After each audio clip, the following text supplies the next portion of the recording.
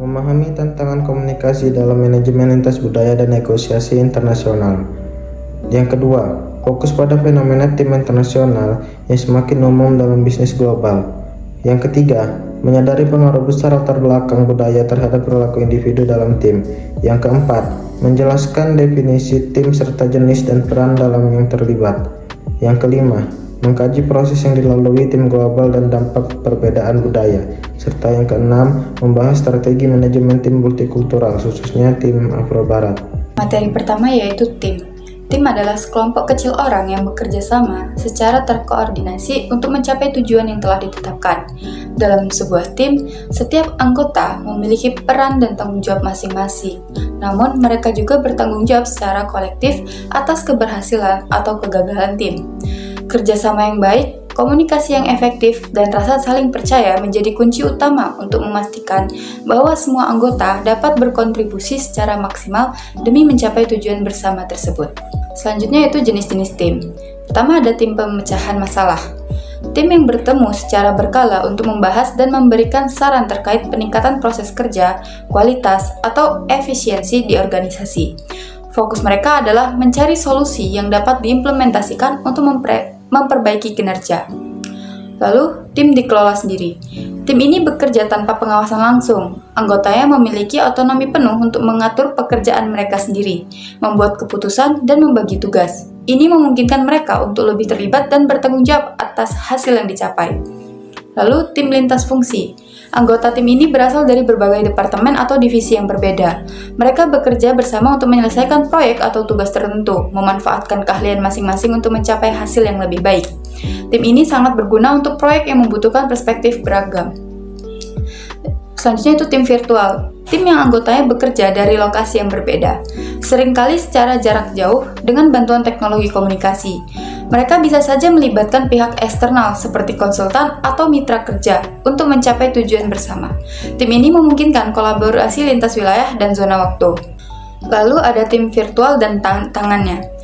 Tim virtual banyak digunakan di dunia bisnis internasional untuk mengatasi jarak geografis. Namun, tantangan muncul dalam membangun kepercayaan, terutama di tim multikultural. Perbedaan norma dan nilai antar budaya bisa mempersulit terciptanya kepercayaan, sehingga komunikasi lintas budaya menjadi sangat penting. Lalu, kerjasama tim. Kerjasama tim terjadi ketika anggota memanfaatkan keterampilan yang saling melengkapi untuk mencapai tujuan bersama, menciptakan sinergi yang meningkatkan kinerja. Ini lebih dari sekadar identifikasi kelompok, melibatkan kolaborasi aktif dan dukungan antar anggota untuk hasil yang optimal. Lalu ada peran tim. Yang pertama ada peran profesional. Setiap anggota tim berperan sebagai spesialis di bidang masing-masing, seperti manajer personalia atau penjualan, sehingga membawa keahlian khusus untuk mencapai tujuan tim. Yang kedua ada peran interpersonal. Selain keahlian, anggota juga perlu menunjukkan karakteristik pribadi yang positif untuk mendukung dinamika dan kerjasama tim secara efektif. Lalu tim manajemen global. Tim manajemen global, tim ini terdiri dari manajer dari berbagai negara yang bekerja sama untuk mencapai tujuan perusahaan internasional. Contohnya, sebuah tim lintas budaya dikelola oleh seorang manajer asal Swedia di perusahaan yang berbasis di Italia, dengan anggota yang berasal dari Swedia, Italia, Belanda, Amerika Serikat, Belgia, dan Jerman. Yang terakhir yaitu interaksi internal dalam organisasi global. Interaksi internal berlangsung bersamaan dengan interaksi eksternal, menjadikan kerja tim lintas budaya sangat penting bagi kesuksesan.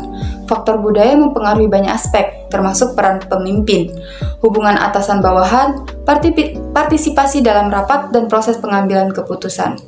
Selanjutnya akan disampaikan oleh rekan saya. Baiklah, materi selanjutnya yaitu mengenai tim text and process.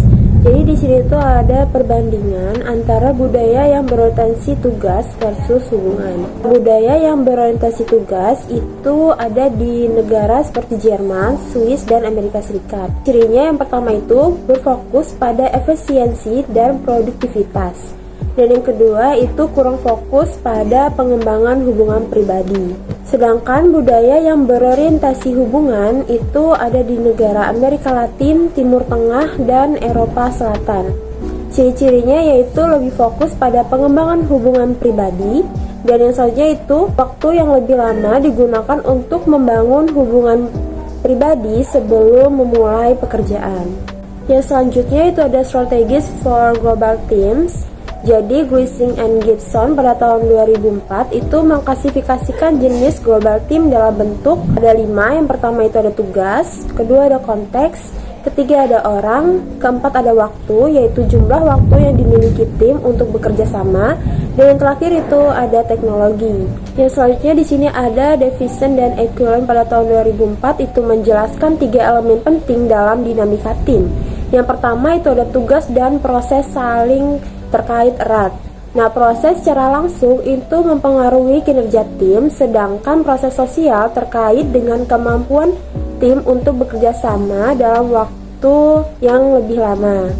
Yang kedua, itu ada keadaan yang muncul melalui interaksi. Jadi anggota tim itu menciptakan kondisi mental kolektif, di mana lingkungan itu cenderung dan asumsi masing-masing anggota itu mengatur panggung untuk dinamika. Keadaan yang muncul yang paling penting adalah saling percaya, kolektif identitas tim, dan keyakinan terhadap kemampuan tim untuk mencapai tugasnya. Dan yang ketiga itu ada mekanisme koordinasi. Mekanisme yang paling sering digunakan oleh tim untuk koordinasi merupakan tujuan penghabisan adalah berupa pertemuan tatap muka. Berkat perkembangan teknologi, pertemuan daring juga menjadi lebih penting. Selanjutnya di sini tuh ada dampak perbedaan dari tim global. Di sini tuh ada sebuah tabel yang menjelaskan tentang berbagai sumber perbedaan dalam organisasi dan bagaimana cara menanganinya. Nah, yang pertama itu bersumber dari gaya kepemimpinan. Tantangan dari sumber ini itu berasal dari perbedaan preferensi gaya memimpinnya sendiri. Nah, solusinya yaitu dengan adanya keterbukaan diskusi antara pemimpin dan tim untuk menyelaraskan tujuan. Yang kedua itu berasal dari budaya nasional dan organisasi. Tantangan dari sumber ini yaitu berasal dari bias berdasarkan kebangsaan dan akses sumber daya. Sedangkan solusinya yaitu dengan membuat proses partisipatif yang berstruktur dan kebijakan inklusif. Yang ketiga yaitu ada berasal dari cara menyelesaikan sebuah konflik. Nah, tantangan dari sumber ini itu berasal dari penolakan konflik dan kurangnya kepercayaan. Nah, solusinya yaitu dengan bersama-sama menentukan konflik mana yang perlu ditangani dan bagaimana cara menanganinya. Yang keempat itu ada bersumber dari pengambilan keputusan. Tantangan dari sumber ini yaitu berasal dari kurangnya loyalitas pada keputusan. Nah, untuk solusinya yaitu dengan pelatihan bersama tentang jenis keputusan yang berbeda-beda ini. Yang terakhir yaitu ada berasal dari perbedaan bahasa. Tantangan dari sumber ini yaitu kesulitan partisipasi dan miss dalam komunikasi. Nah, solusinya yaitu dengan memilih bahasa yang tepat dan atau menggunakan penerjemah serta menjaga keterampilan mendengar yang aktif. Selanjutnya itu ada dampak lainnya dari perbedaan tim global itu biasanya disebabkan dari berbagai sumber.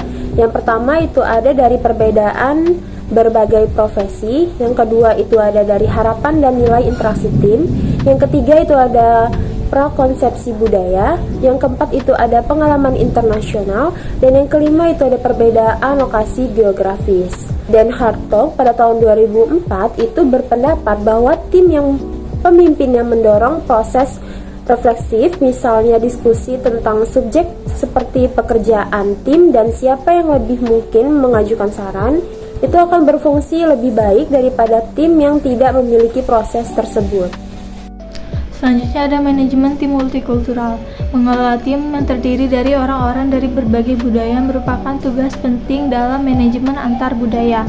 Ada 4 strategi yang bertujuan untuk mengatasi hambatan budaya menurut Kefrier tahun 2004. Yang pertama, yaitu mengandalkan anggota tim internasional. Yang kedua, berkontribusi untuk mengembangkan hubungan interpersonal di antara para peserta untuk membantu mereka membangun rutinitas yang efisien. Lalu, bank pada budaya pekerjaan atau organisasi internasional, dan yang terakhir menetapkan proses pembinaan untuk membantu tim membangun sinergi antar budaya. Cara manajer menangani keberagaman budaya tim-tim ini dapat bervariasi. Beberapa manajer akan menghimbau budaya profesional para anggotanya untuk menyatukan tim internasional. Menurut Chevrier tahun 2000, kelompok multikulturalisme dengan hubungan paling harmonis adalah mereka yang pertama memiliki status yang sama, tidak memiliki kepentingan kontradiktif, dan jangan merasa bahwa identitas mereka terancam.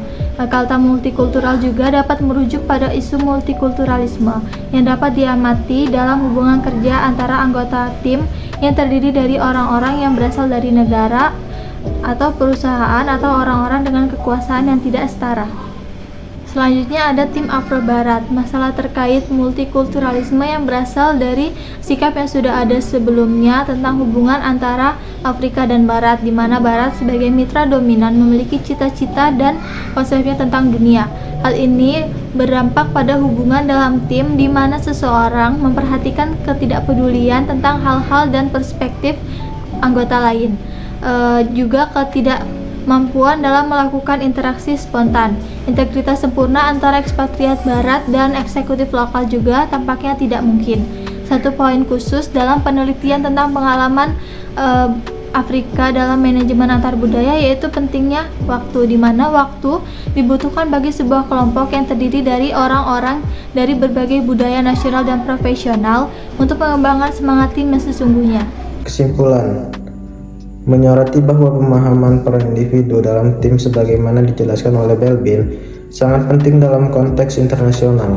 Budaya masing-masing anggota tidak hanya mempengaruhi peran, tetapi juga proses dinamis dalam tim, sehingga manajemen tim global menjadi lebih kompleks. Variasi budaya seperti orientasi pada tugas versus hubungan dan konteks tinggi versus rendah dapat mempengaruhi efektivitas tim, termasuk tim Afro Barat. Keberhasilan kerjasama tim sangat krusial bagi organisasi internasional, di mana tantangan komunikasi dan kolaborasi harus diatasi untuk menciptakan ide dan nilai bersama.